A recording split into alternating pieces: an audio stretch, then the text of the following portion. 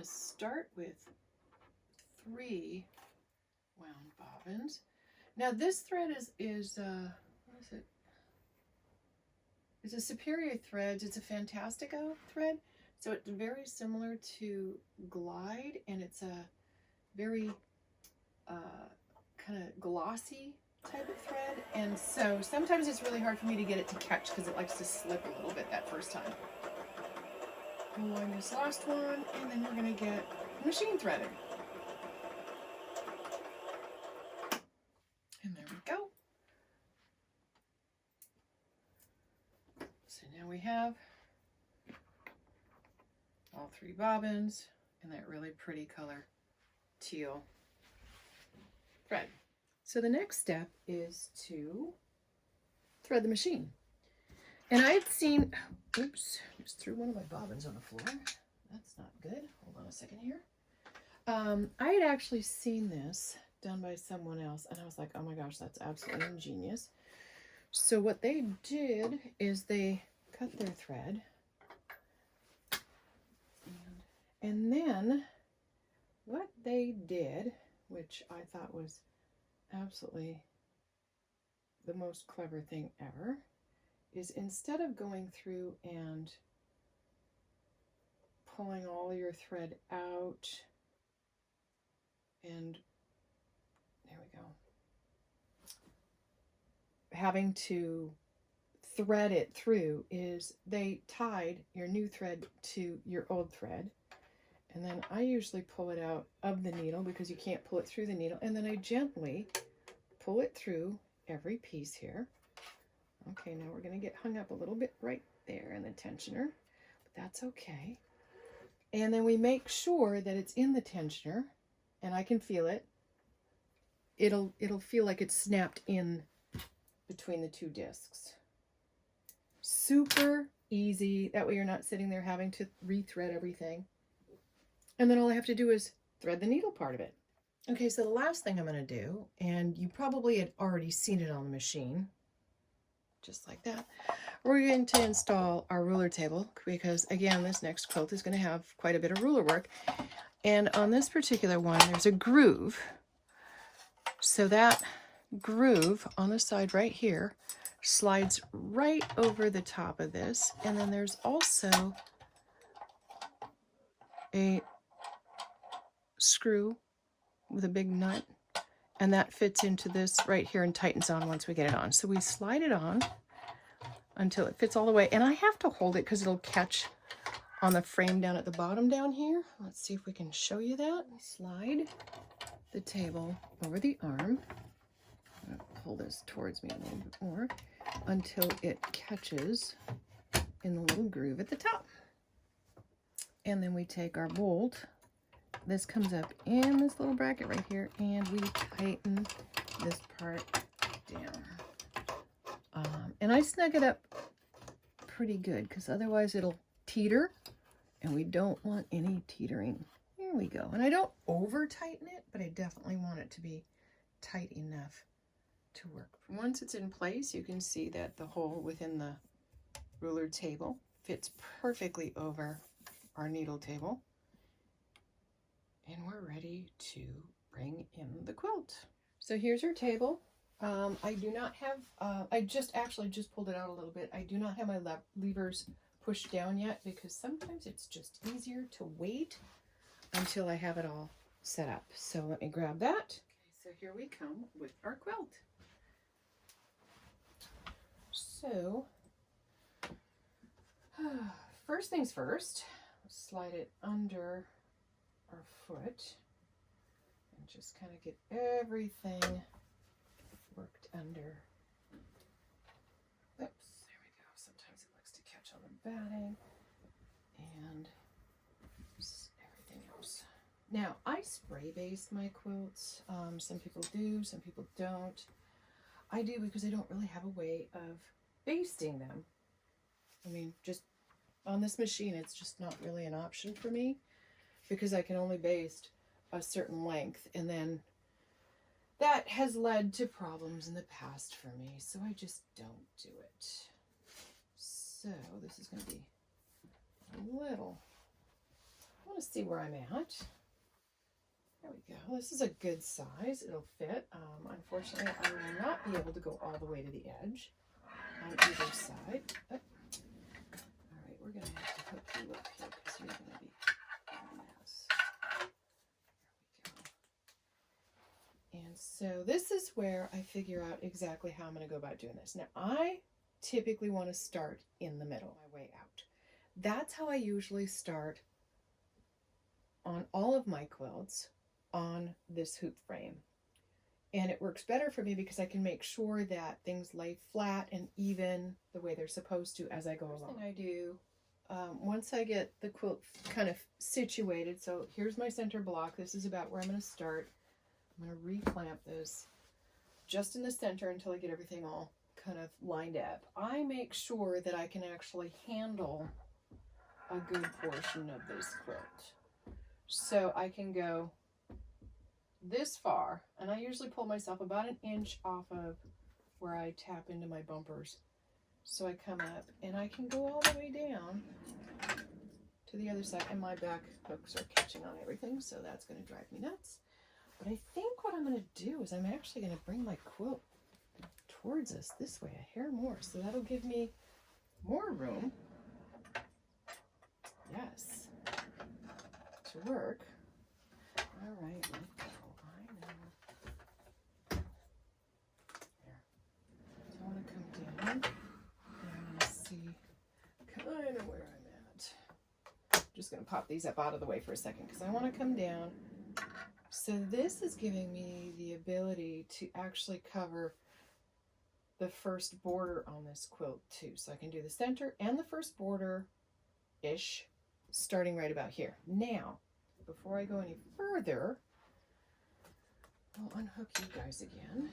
I'm going to scoot my tag down. My top bar, I'm going to come over here, scoot that one back, and we're going to put my last top bar on the top. Now, what I'm going to do real quick is flip my quilt up for just a hair, and you can probably see just a little bit of it. I'm not sure if you can. Let's see. Yep, right here.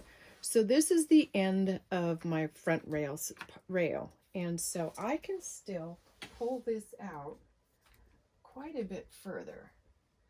And so I am just maneuvering this out to where it's just about even. This is not too heavy of a quilt, so I'll usually leave about roughly that much. There we go. We'll clamp these guys back down, and there. We got a new baby quilt almost completely ready to go. Now, this is where I run into a little bit of a problem. So I have it set up so I can do the top third, but I can't do the full center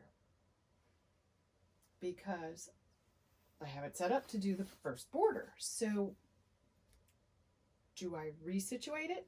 In my case, yeah, I'm actually going to do that. I'm going to pull it back off. And this is just kind of one of those things I work through. Almost every single quilt. Sometimes it's a little quicker, other times it's not. But that's okay. Because I probably, okay, now that I'm looking at it, I'm not going to be able to bring my machine all the way down on the top of it here anyway. I might be able to. We'll see here. We'll see how far up I can go.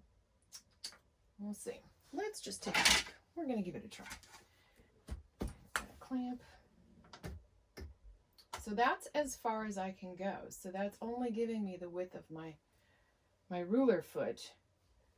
So I'm not quite sure how much I like that, but I'm going to give it a shot and just see where that leaves me. So one of the things that I did recently, just a couple of weeks, or last weekend I think it was, is I actually rearranged my sewing room. And it makes so much more sense to me now because I can actually access the back side of my table here.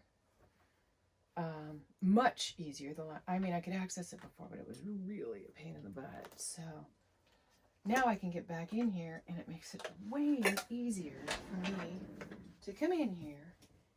And this is when I just kind of roll things up and get things all set up on the machine. All right, so this one's a little loose, so we're gonna tighten you up. There we go. So now we've got everything all set up on the back. We're all bungeed in. We make sure that our bungees are not hanging out too low. Always make sure that those elastics are not down too far, because I think I've mentioned it before. I've actually sewn it onto the bottom of a couple of a quilt. I've done it twice where I've sewn it onto the back, not realizing it until I went to move the quilt. So we're set in the back.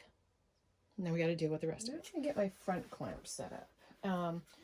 So again, I say this almost every time I set up anything using the clamps on the Cutie frame, is you always want to make sure that you can read the wording on your clamps when you put them on, especially for your back. The back ones, because this is the groove that your clips go into. For me, because I'm using the Cutie machine, which has the handlebars up on top, I don't have to roll the front of my quilt like I do the back. When I had it set up originally with my Juki, which was my home machine, I did have to, because the handlebars came out from underneath. So this works so much better for me. I am thrilled I went this route. I love the machine. I've not had any problems with it. And I like that it does all sorts of real fun stuff for me too. Okay, got that part done. Now we're going to do our side clamps real quick. And there you go. Now, the nice thing about the Minky is thick enough that it actually helps hold without any other anything in here. Now, this is what I like about spray basing, because you can see that I've got everything all set. It is tight, tight, tight. And I'll go in and double check it on the bottom. I'll just feel, because you can feel if there's a big wrinkle in there. And there you go. So I've got teal thread on the top, teal thread on the bottom, and a lot of white. Should I do teal thread on the top? Definitely on the bottom, because it'll go great with the bottom. Now I gotta rethink this. Let's just see which direction I go in. I called in my design consultant real quick. We deliberated for a few minutes on which direction to go in. My design consultant, by the way, is my husband. He's actually got a pretty good eye on stuff, and he'll let me know if he likes it or doesn't like it. And so yeah, guess which color thread I'm going with on the top. There you go. So now I'm going to have to be a little bit more careful on this one, because I have to make sure that both my top tension and my bottom tension are correct for this setup, to make sure that I'm not pulling too much white thread to the bottom and too much blue thread to the top. So I'm going to run a couple of little tests off to the side in the batting area and see how that comes out.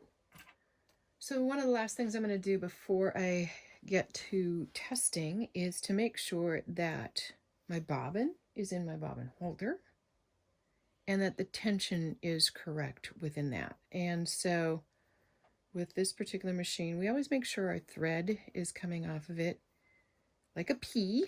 And then when you were to if you were to pull the thread, it would turn counterclockwise. So that comes off, that goes in, it catches in the little latch right here, and then snaps into that there's a little teeny hole right here that it snaps into. So then we lay it in our hand, we lift it up, and it moves, it lifts up and moves. It doesn't just come streaming out, and it doesn't lift the bobbin completely off. So this is actually pretty good to go. I'm going to, tension-wise, just from working with this machine, for 1.5 million stitches so far, I think I've got on it, which might seem like a lot, but it's really not. Okay, come on. All right, I'm being goofy here. All right, what is going on? Come on.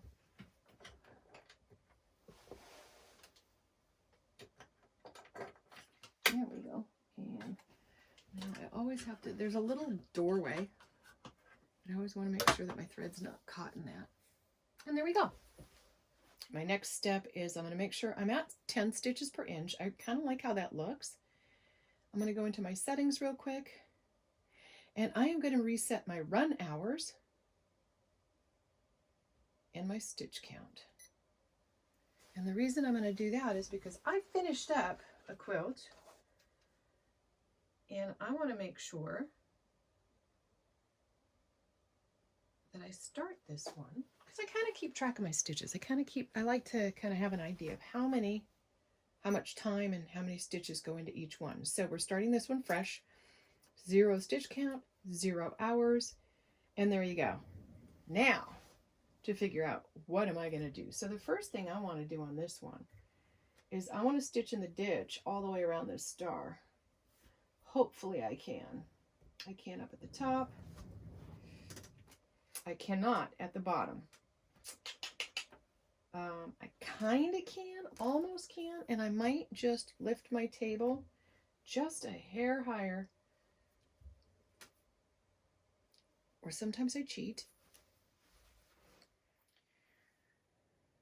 Okay, so I've got myself set up to start right.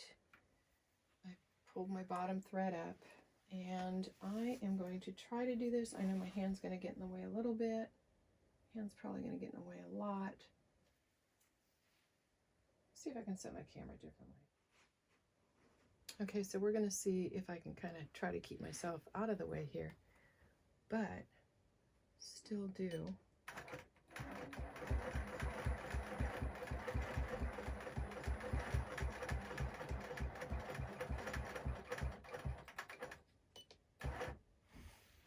A decent job.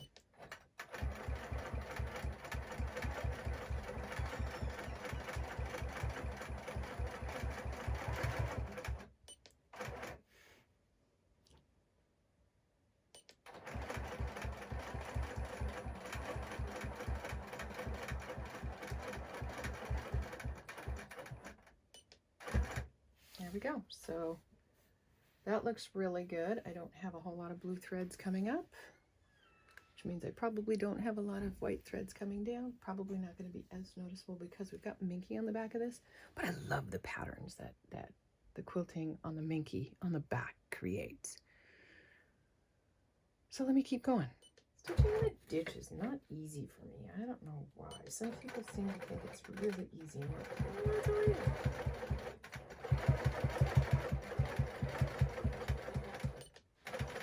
I flip back and forth between 2 rulers. I have my Slim, which is a ruler by designed by Angela Walters, and it's a Creative Grids ruler. I really like that. But then I also have my Slice, which is a Leah Day ruler for Grace Company. And what I like about Slice is I can get into these areas up in the corners, up at the top and down at the bottom, whereas I have a little bit harder time with this one, and it's purely because of the wedge. The Slim ruler I like because it doesn't slide quite as much. And both of them are pretty good. Neither of them slide a lot, but this one for some reason just has that little extra grip.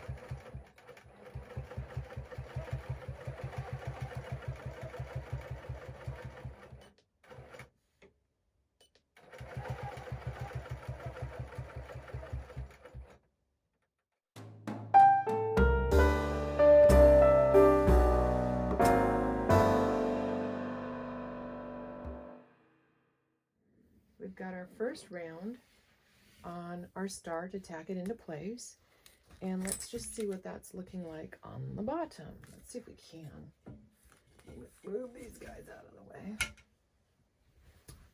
And so it's kind of cool what the minky does. So it actually holds that star really, really nicely. And I think what I might do is I might do just a couple of echoes to the inside.